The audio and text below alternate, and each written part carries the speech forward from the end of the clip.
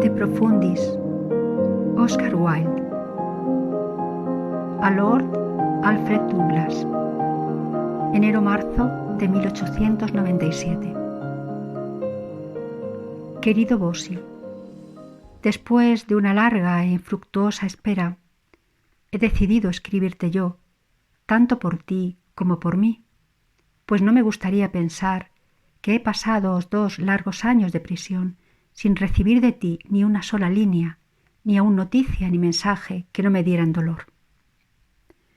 Nuestra infausta y lamentabilísima amistad ha acabado en ruina e infamia pública para mí, pero el recuerdo de nuestro antiguo afecto me acompaña a menudo, y la idea de que el aborrecimiento, la amargura y el desprecio ocupen para siempre ese lugar de mi corazón que en otro tiempo ocupó el amor, me resulta muy triste.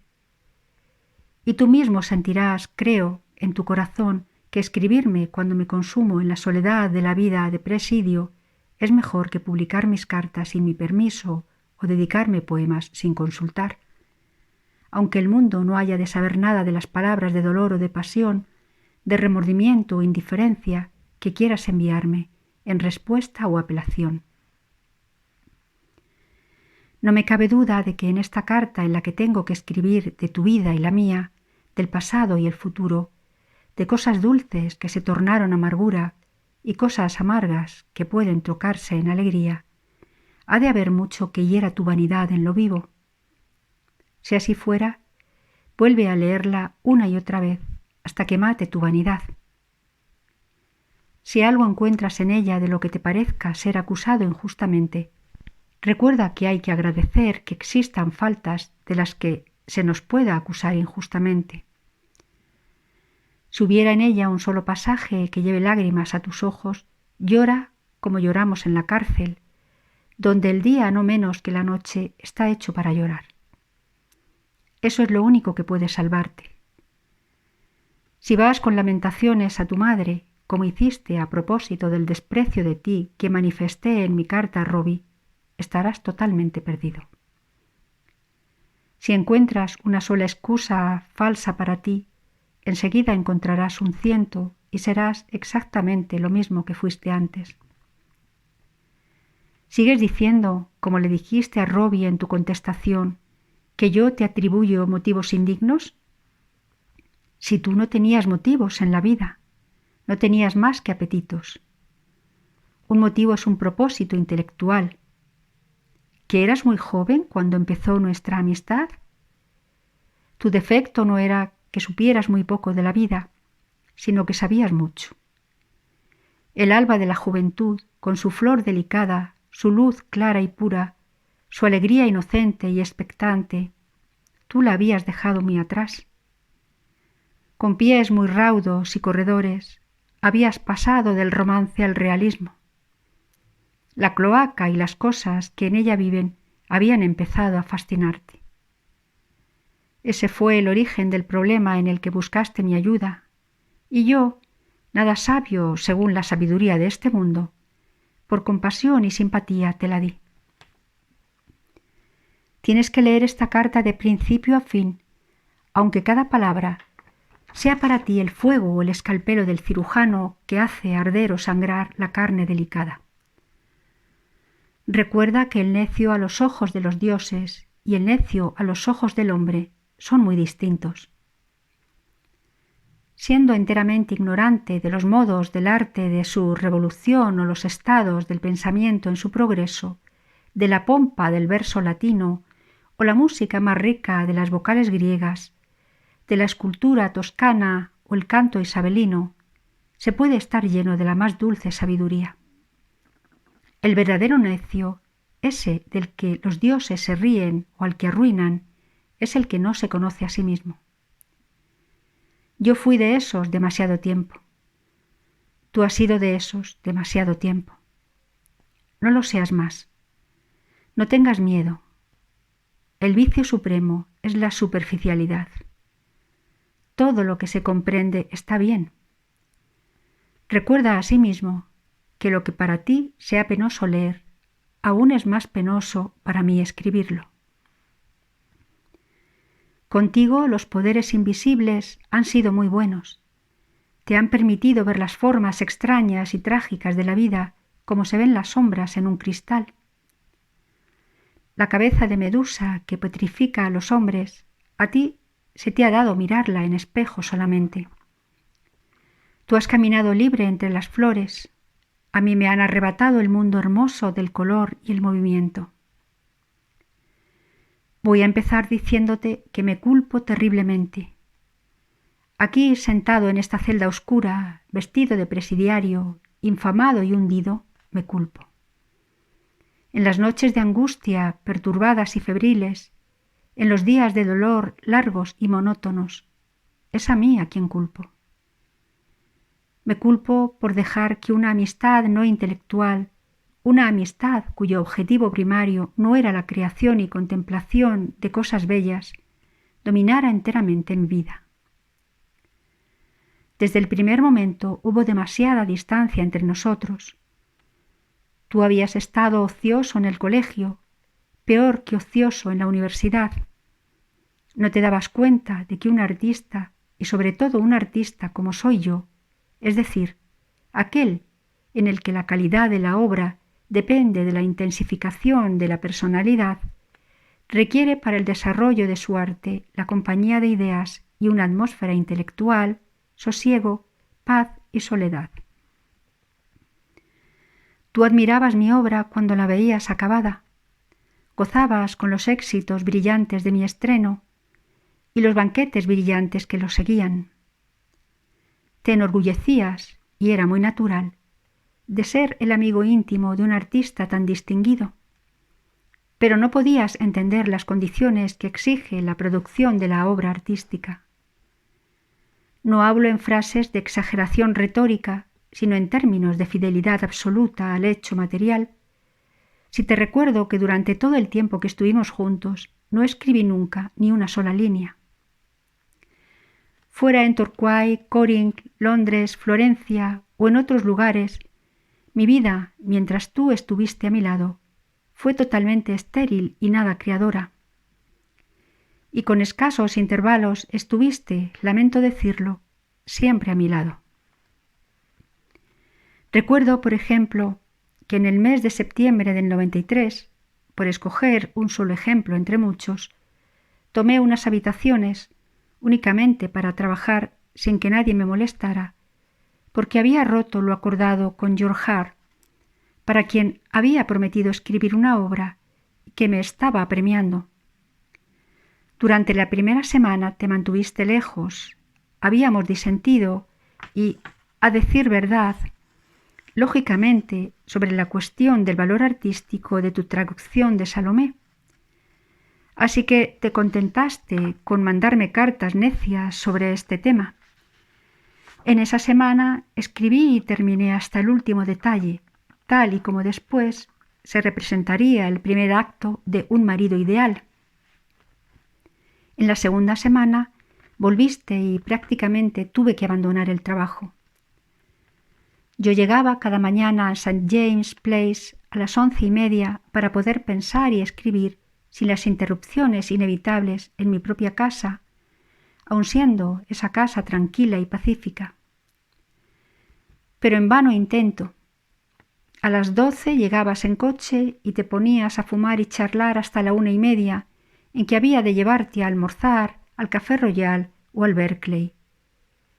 El almuerzo con sus copas solía durar hasta las 3:30. Durante una hora te retirabas a White's. A la hora del té volvías a aparecer y te quedabas hasta la hora de vestirse para la comida. Comías conmigo en el Savoy o en Tite Street. Por regla general no nos separábamos hasta después de medianoche, porque había que rematar el día memorable con una cena en Willis. Esa fue mi vida durante aquellos 3 meses, día tras día, salvo en los 4 días en que estuviste fuera del país. Entonces, por supuesto, tuve que ir a Calais a recogerte. Para una persona de mi naturaleza y temperamento, era una posición a la vez grotesca y trágica. Ahora te das cuenta, ¿no? Ahora tienes que ver que tu incapacidad de estar solo, tu naturaleza inexorable en su continua exigencia de la atención y el tiempo de los demás, tu carencia de la menor aptitud para la concentración intelectual sostenida, el desdichado accidente, porque quiero pensar que fue solo eso, de que no pudieras adquirir el talante de Oxford en materia intelectual, quiero decir, no haber llegado nunca al juego airoso con las ideas, sino solo a la violencia de la opinión. Te darás cuenta de que todas estas cosas, combinadas con el hecho de tener puestos tus deseos e intereses en la vida y no en el arte, eran tan destructivas para tu propio avance en la cultura como lo eran para mi trabajo de artista. Cuando comparo mi amistad contigo con la de hombres todavía más jóvenes como John Gray o Pierre Lutz, me da vergüenza. Mi vida real, mi vida superior estaba con ellos y con personas como ellos. De los resultados atroces de mi amistad contigo no hablo por ahora. Estoy pensando únicamente en su calidad mientras duró.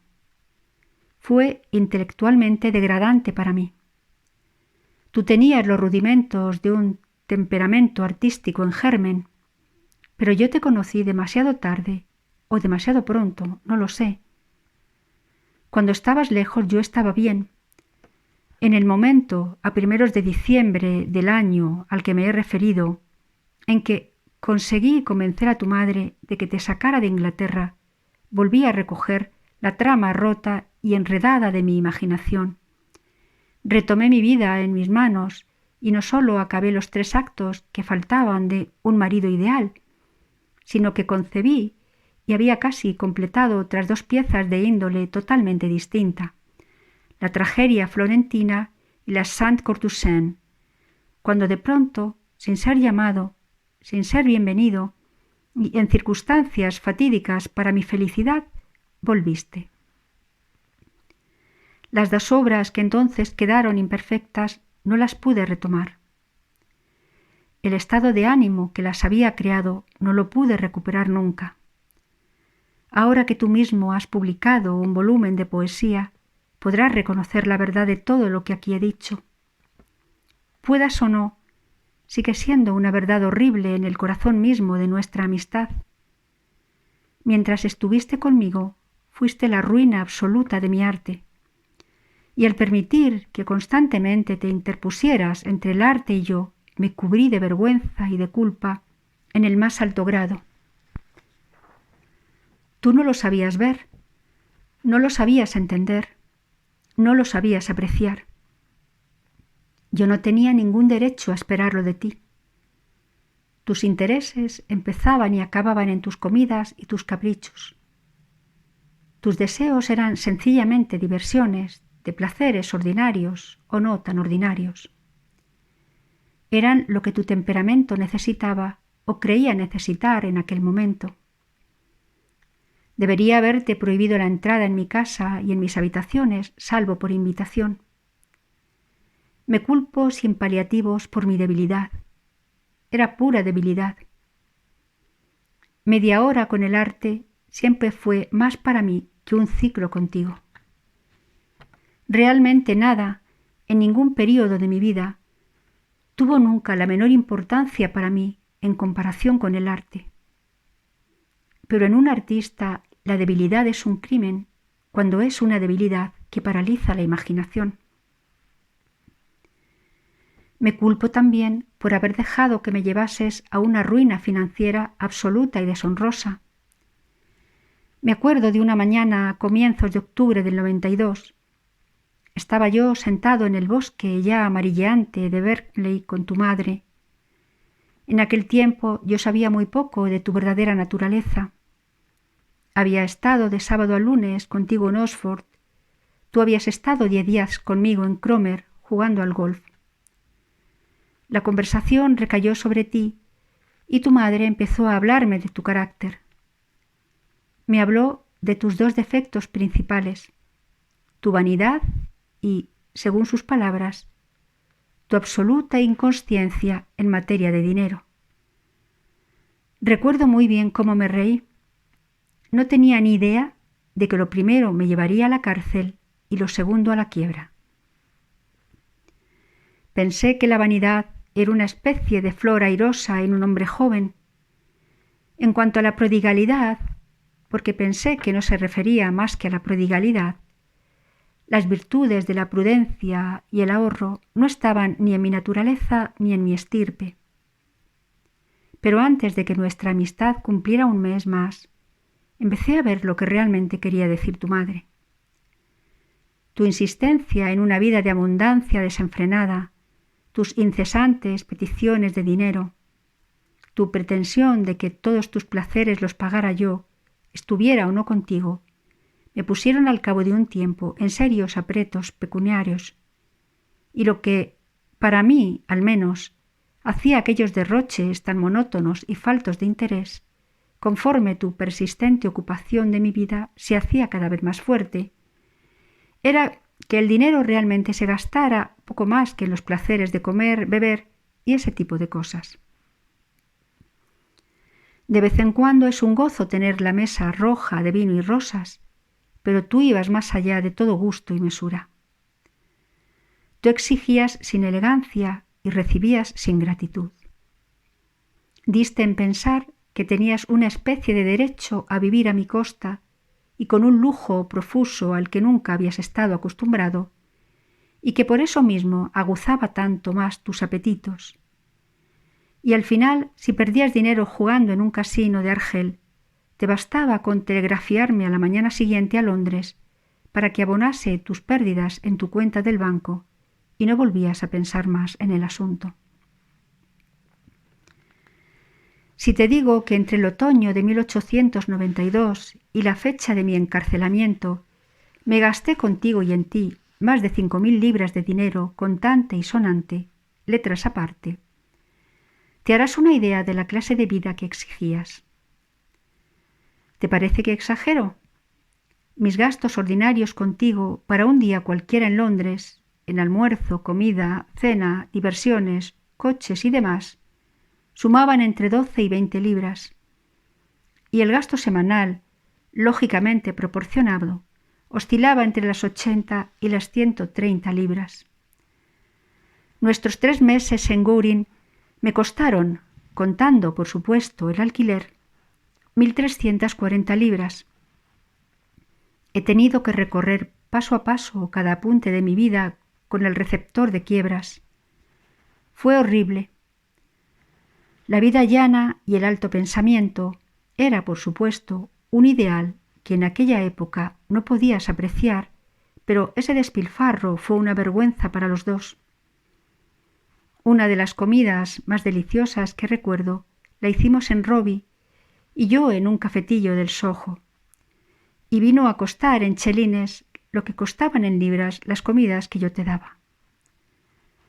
En aquella comida con Robbie salió el primero y mejor de todos mis diálogos. Idea, título, tratamiento, tono, todo salió con un cubierto de 3,5 francos. De las comidas desenfrenadas contigo no queda más que el recuerdo de haber comido demasiado y bebido en exceso. Y al ceder yo a tus demandas era malo para ti. Eso lo sabes ahora. Te hacía a menudo codicioso, a veces no poco desaprensivo, insolente siempre. En demasiadas ocasiones había muy poca alegría, muy poco privilegio en invitarte. Olvidabas, no diré la cortesía formal de dar las gracias, porque las cortesías formales no van bien con una amistad estrecha, sino simplemente la elegancia de la compañía cordial, el encanto de la conversación agradable, y todas esas delicadezas amables que embellecen la vida y que son un acompañamiento de ella, como podría ser la música, armonización de las cosas y melodía en los intervalos desabridos o silenciosos. Y aunque pueda parecerte extraño que una persona en la terrible situación en que yo estoy encuentre diferencia entre una infamia y otra, aún así reconozco francamente que la locura de tirar todo ese dinero por ti y dejarte dilapidar mi fortuna con daño tuyo no menos que mío, para mí y a mis ojos pone en mi quiebra una nota de disipación vulgar que me hace avergonzarme de ella doblemente. Yo estaba hecho para otras cosas. Pero más que nada me culpo de la total degradación ética en que permití que me sumieras. La base del carácter es la fuerza de voluntad, y la mía se plegó absolutamente a la tuya. Suena grotesco, pero no por ello es menos cierto. Aquellas escenas incesantes que parecían ser casi físicamente necesarias para ti, y en las que tu mente y tu cuerpo se deformaban y te convertías en algo tan terrible de mirar como de escuchar. Esa manía espantosa que has heredado de tu padre, la manía de escribir cartas repugnantes y odiosas, esa absoluta falta de control sobre tus emociones que se manifestaban lo mismo en tus largos y rencorosos estados de silencio reconcentrado como en los accesos súbitos de ira casi epiléptica. Todas esas cosas, en alusión a las cuales una de las cartas que te escribí, dejada por ti en el Savoy o en otro hotel, y por lo tanto presentada ante el tribunal por el abogado de tu padre, contenía un ruego no exento de patetismo. Si en aquel tiempo hubieras sido capaz de ver el patetismo en sus elementos o en su expresión. Esas cosas, digo, fueron el origen y las causas de mi fatídica rendición a tus demandas, cada día mayores. Me agotabas. Era el triunfo de la naturaleza pequeña sobre la grande. Era esa tiranía de los débiles sobre los fuertes que, en no sé dónde de una de mis obras, describo como la única tiranía que dura. Y era inevitable. En toda relación de la vida con otros tiene uno que encontrar algún mollén de vieja. En tu caso había que ceder ante ti o dejarte. No cabía otra alternativa. Por cariño hacia ti, profundo, aunque equivocado, por una gran compasión de tus defectos de modo de ser y temperamento, por mi proverbial buen carácter y mi pereza celta, por una aversión artística a las escenas groseras y las palabras feas, por esa incapacidad para el rencor de cualquier clase que en aquel tiempo me caracterizaba, por mi negativa a que me amargasen o afeasen la vida lo que para mí, con la vista realmente puesta en otras cosas, eran meras minucias que no valían más de un momento de pensamiento o interés. Por esas razones, aunque parezcan tontas, yo cedía siempre. Y el resultado natural era que tus pretensiones, tus ansias de dominio, tus imposiciones fueran cada día más descomedidas. Tu motivo más ruin, tu apetito más bajo, tu pasión más vulgar, eran para ti leyes a las que había que amoldar siempre las vidas de los demás y a las cuales, llegado el caso, había que sacrificar sin escrúpulo. Sabiendo que con una escena podías siempre salirte con la tuya, era lo más natural que recurrieras, no dudo que casi inconscientemente, a todos los excesos de la violencia ruin. Al final no sabías a qué meta corrías ni con qué propósito. Habiendo entrado a saco en mi genio, mi voluntad y mi fortuna, quisiste, con la ceguera de una codicia sin fondo, mi existencia entera. La tomaste, en el momento supremo y trágicamente decisivo de toda mi vida, el que precedió al lamentable paso de iniciar mi acción absurda. De un lado estaba tu padre atacándome con tarjetas repugnantes dejadas en mi club. De otro lado estabas tú, atacándome con cartas no menos detestables. La carta que recibí de ti en la mañana del día en que te dejé llevarme al juzgado de guardia para solicitar la ridícula orden de detención de tu padre fue una de las peores que nunca escribieras, y por la más vergonzosa razón. Entre vosotros dos perdí la cabeza. Mi juicio me abandonó. El terror ocupó su lugar. No vi escapatoria posible, lo digo francamente, de ninguno de los dos. Ciegamente avancé como un buey al matadero. Había cometido un error psicológico colosal. Siempre había pensado que el ceder ante ti en las cosas menudas no significaba nada, que cuando llegase un gran momento podría reafirmar mi fuerza de voluntad en su superioridad natural. No fue así. En el gran momento mi fuerza de voluntad me falló por completo. En la vida no hay verdaderamente cosa pequeña ni grande. Todas las cosas son del mismo valor y del mismo tamaño. Mi costumbre, al principio fruto más que nada de la indiferencia, de ceder a ti en todo, había venido a ser, insensiblemente, una parte real de mi naturaleza. Sin yo saberlo, había estereotipado mi temperamento en un solo estado permanente y fatal. Por eso, en el sutil epílogo a la primera edición de sus ensayos, dice Pater que el fracaso es formar hábitos. Cuando lo dijo, los obtusos de Oxford no vieron en la frase más que una inversión traviesa del texto un tanto manido de la Ética de Aristóteles, pero lleva escondida una verdad prodigiosa, terrible. Yo te había dejado minar la fuerza de mi carácter, y para mí la formación de un hábito había sido no ya fracaso, sino ruina. Éticamente había sido todavía más destructivo para mí que en lo artístico. Una vez obtenida la orden de detención, tu voluntad fue, no hay que decirlo, la que lo dirigió todo. En unos momentos en los que yo debería haber estado en Londres asesorándome de personas sabias y considerando con calma la trampa atroz donde me había dejado meter, la ratonera, como tu padre la sigue llamando hasta el día de hoy, tú te empeñaste en que te llevara a Montecarlo. De todos los lugares repugnantes que hay en el mundo para poder pasarte todo el día jugando y toda la noche mientras estuviera abierto el casino.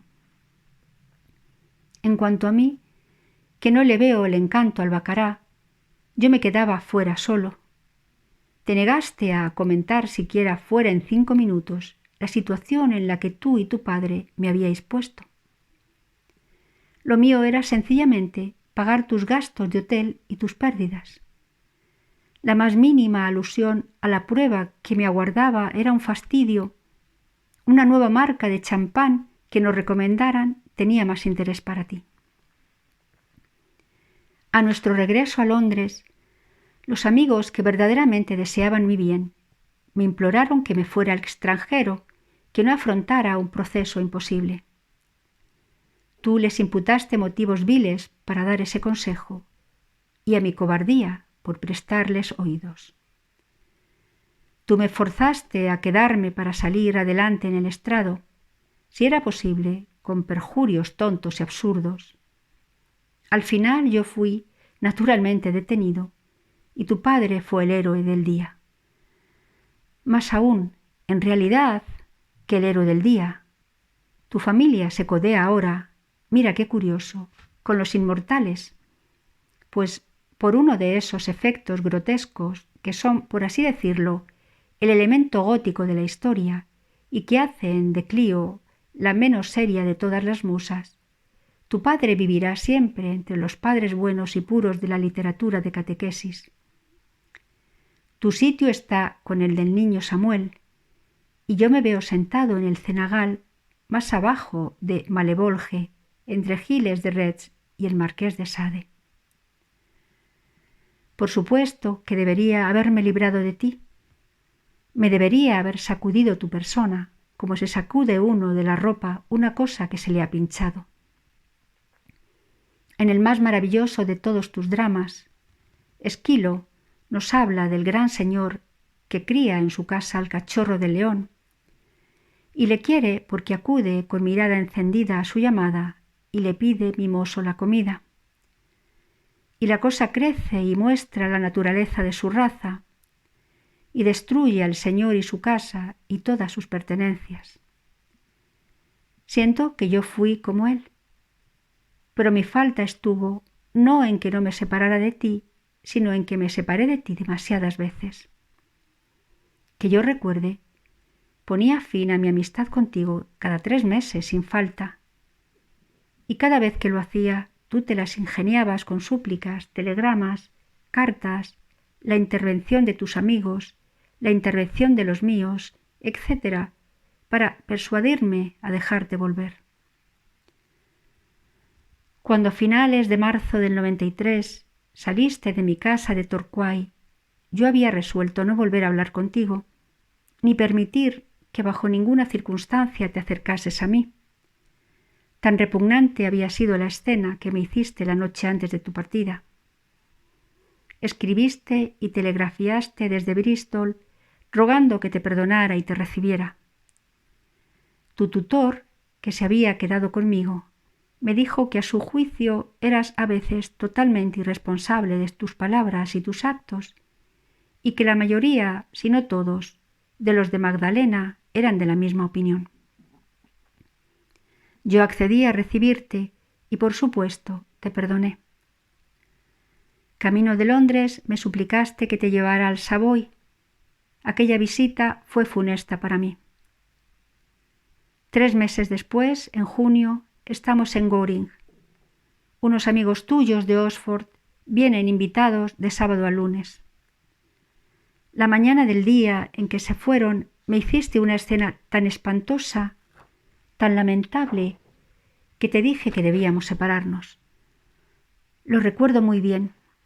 Estábamos en el campo llano de Croquet, en medio de la hermosa pradera, y te hice notar que nos estábamos deshaciendo mutuamente la vida, que tú estabas destrozando la mía por completo, y que era evidente que yo no te hacía realmente feliz, y que lo único sabio y filosófico era una despedida irrevocable, una separación total.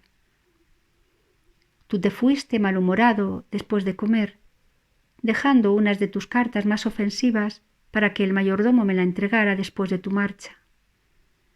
No habían pasado 3 días cuando me telegrafiaste desde Londres con el ruego de que te perdonara y te dejara volver. Yo había alquilado aquel sitio para darte gusto. Había contratado a tus propios criados a petición tuya. Siempre había lamentado muchísimo aquel genio horrible del que verdaderamente eras víctima. Te tenía cariño, así que te dejé volver y te perdoné. Otros 3 meses después, en septiembre, hubo nuevas escenas, con ocasión de haberte yo señalado las faltas elementales de tu intento de traducción de Salomé. A estas alturas ya debes tener suficiente dominio del francés para saber que la traducción era tan indigna de ti como mero oxionano, como de la obra que pretendía verter. Claro está que entonces no lo sabías, y en una de las cartas violentas que me escribiste al respecto, decías no tener obligación intelectual de ninguna especie hacia mí. Recuerdo que al leer esa afirmación pensé que era lo único realmente veraz que me habías escrito en todo el curso de nuestra amistad. Vi que una naturaleza menos cultivada realmente te habría ido mucho mejor. No digo esto con ninguna amargura, sino simplemente como un hecho de la compañía. A fin de cuentas, el ligamento de toda compañía, sea en el matrimonio o en la amistad, es la conversación, y la conversación tiene que tener una base común, y entre 2 personas de cultura muy diferente, la única base común posible es el nivel más bajo. Lo trivial en el pensamiento y en la acción es encantador. Yo había hecho de ello la clave de una filosofía muy brillante expresada en obras de teatro y paradojas. Pero la espuma y la necedad de nuestra vida a menudo se me hacían muy cansadas. Solo en el cenagal nos encontrábamos, y aun siendo fascinante, terriblemente fascinante, el único tema sobre el que invariablemente giraba tu charla, aun así acabó por resultarme absolutamente monótono. A menudo me aburría mortalmente, y lo aceptaba como aceptaba tu pasión por ir al musical o tu manía de derroches absurdos en la comida y la bebida, o cualquier otra de tus características menos atractivas para mí. Es decir, como algo que simplemente había que soportar, una parte del alto precio que se pagaba por conocerte. Cuando tras salir de Gorin fui a pasar 2 semanas a Dinar, te enfadaste muchísimo conmigo por no llevarte, y antes de mi marcha hiciste algunas escenas muy desagradables sobre el tema en el Ave Marle Hotel, y me enviaste algunos telegramas igualmente desagradables a una casa de campo donde estaba pasando unos días. Yo te dije, lo recuerdo, que me parecía que estabas obligado a estar un poco con tu familia, porque habías pasado toda la temporada lejos de ellos. Pero en realidad, para serte totalmente franco, no habría podido bajo ninguna circunstancia tenerte conmigo. Llevábamos juntos casi 12 semanas. Yo necesitaba reposo y libertad de la terrible tensión de tu compañía. Me era necesario estar un poco solo, intelectualmente necesario, y por eso te confieso que en esa carta tuya que he citado vi una buena oportunidad de poner fin a la amistad funesta que había nacido entre nosotros y ponerle fin sin amargura, como ya de hecho lo había intentado aquella luminosa mañana de junio en Gorin 3 meses antes. Se me hizo ver, sin embargo, debo decir honradamente que fue uno de mis amigos a quien habías acudido en el apuro, que sería para ti muy hiriente, quizá casi humillante, que te devolviera el trabajo como se le devuelve el ejercicio a un colegial, que yo esperaba demasiado de ti intelectualmente y que, al margen de lo que escribieras o hicieras, me tenías una devoción total y absoluta. Yo no quería ser el primero en frustrar o desanimar tus comienzos literarios. Sabía muy bien que ninguna traducción, a menos que la hiciera un poeta, podía reproducir adecuadamente el color y la cadencia de mi obra. La devoción me parecía, y me sigue pareciendo, una cosa maravillosa que no se desecha a la ligera. Pero, de modo que os retomé a ti y a la traducción. Y exactamente 3 meses más tarde, tras una serie de escenas que culminaron en una más repugnante de lo habitual, cuando un lunes por la tarde viniste a mis habitaciones acompañado por 2 de tus amigos, me vi literalmente huyendo al extranjero a la mañana siguiente para escapar de ti, dando a mi familia una razón absurda de mi súbita marcha y dejándole a mi criado una dirección falsa por miedo a que me siguieras en el primer tren. Y recuerdo que esa tarde, en el tren que me llevaba en volandas a París, me puse a pensar en lo imposible, terrible, absolutamente equivocado del estado en que había caído mi vida. Si yo, un hombre de reputación mundial, tenía materialmente que salir corriendo de Inglaterra por librarme de una amistad que era completamente destructiva de todo lo bueno que había en mí, desde el punto de vista intelectual o ético.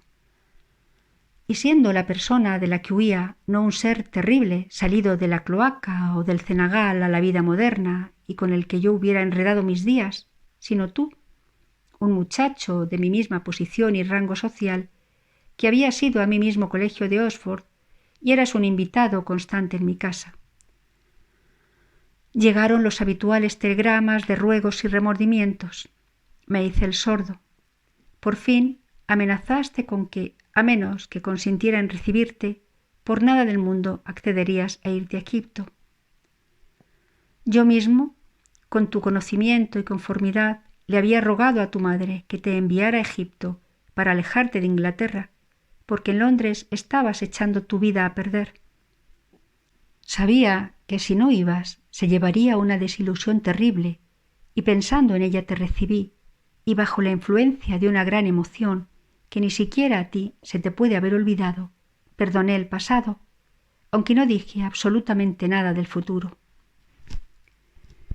A mi vuelta a Londres, al día siguiente, recuerdo haber estado sentado en mi habitación, intentando triste y seriamente determinar si de verdad eras o no lo que me parecía ser, tan lleno de terribles defectos, tan totalmente ruinoso para mí y para los demás, tan fatídico para el que simplemente te conociera o estuviera contigo. Toda una semana estuve pensándolo y preguntándome si en el fondo no sería que yo era injusto y me equivocaba en mi estimación de ti. Al cabo de la semana me traen una carta de tu madre. Expresaba con puntos y comas las mismas impresiones que yo tenía de ti.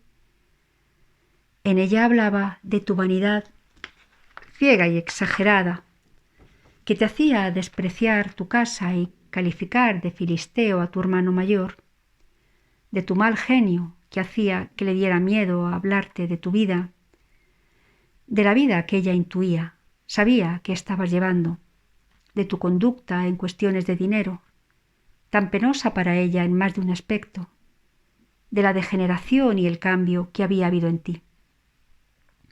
Tu madre veía, cómo no, que la herencia te había cargado con un legado terrible y lo reconocía con franqueza, lo reconocía con terror.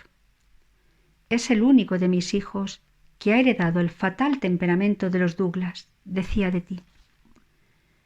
Al final afirmaba que se sentía obligada a declarar que tu amistad conmigo, en su opinión, había intensificado de tal modo tu vanidad que ésta había llegado a ser la fuente de todos tus defectos, y me pedía encarecidamente que no te viera en el extranjero.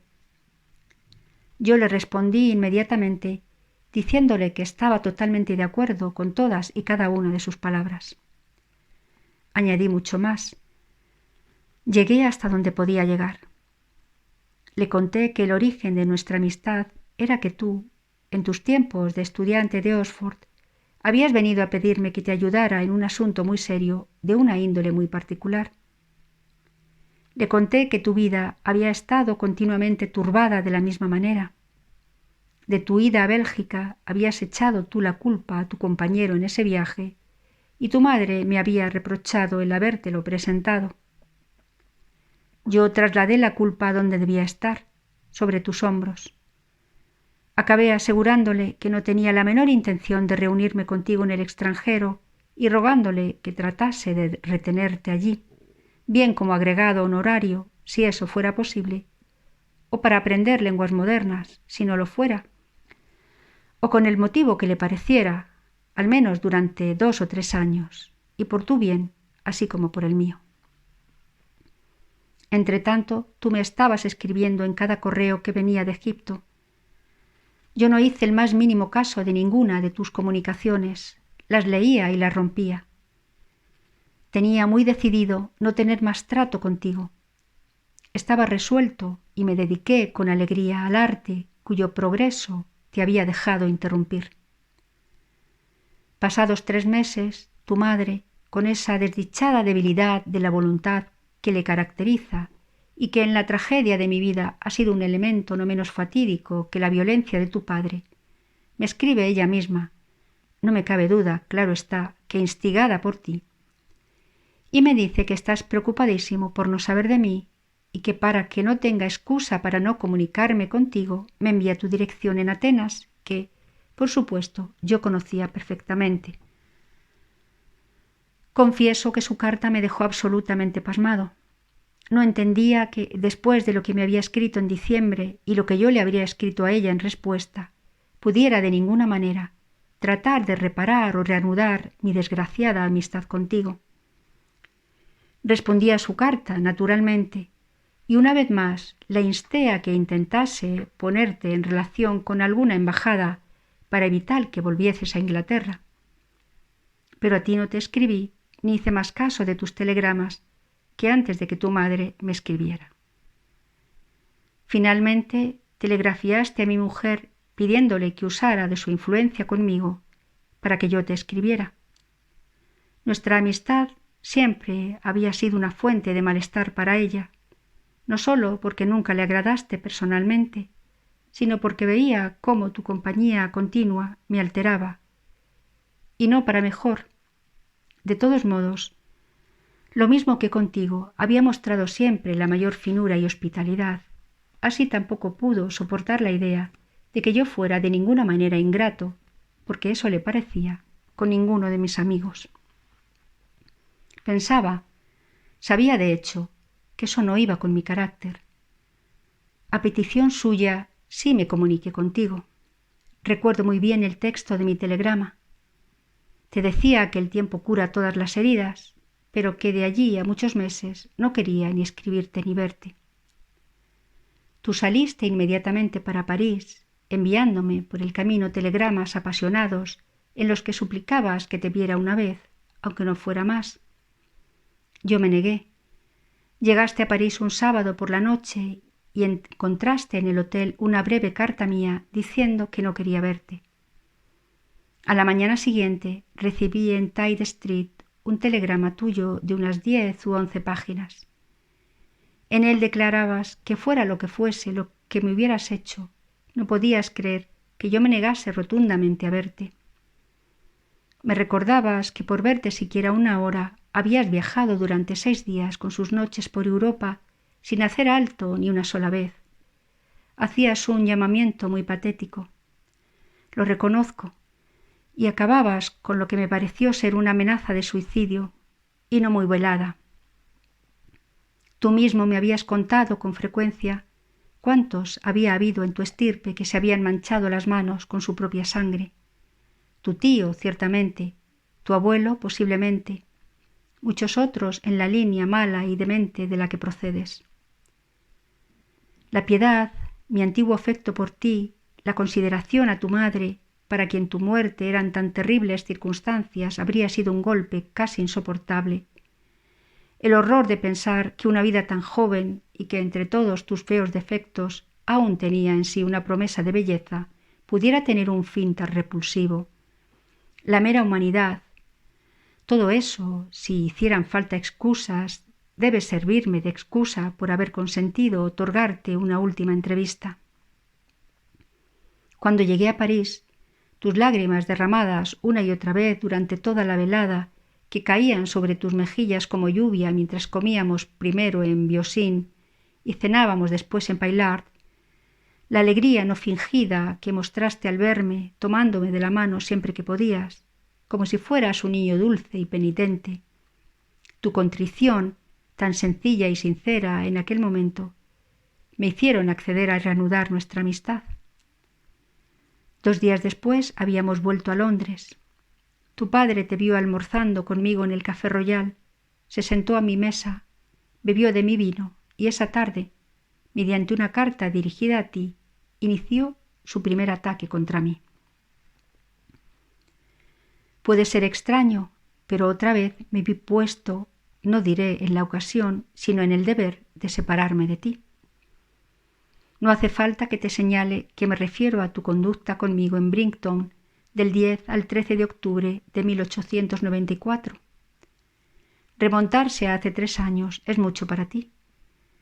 Pero los que vivimos en la cárcel y en cuyas vidas no hay más acontecimiento que la pena, tenemos que medir el tiempo por espasmos de dolor y el registro de los momentos amargos. No tenemos otra cosa en que pensar.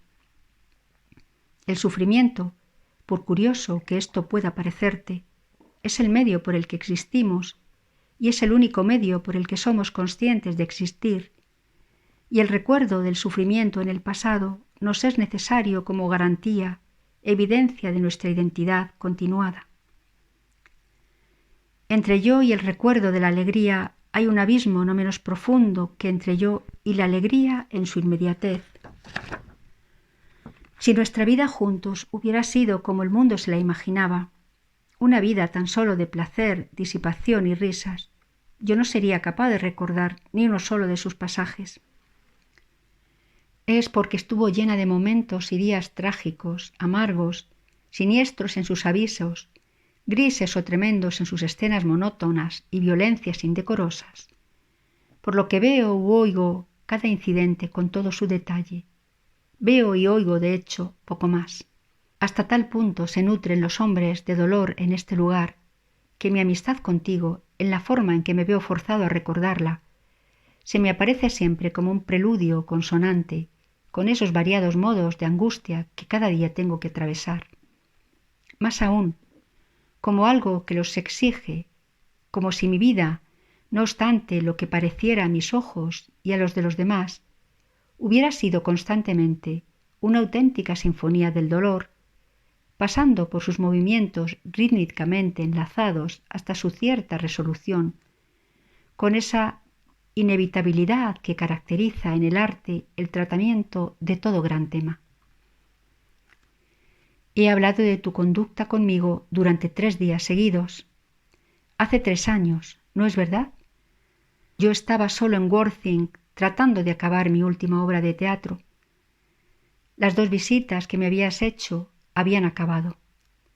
De pronto apareciste por 3ª vez con un acompañante y llegaste a proponer que se alojara en mi casa.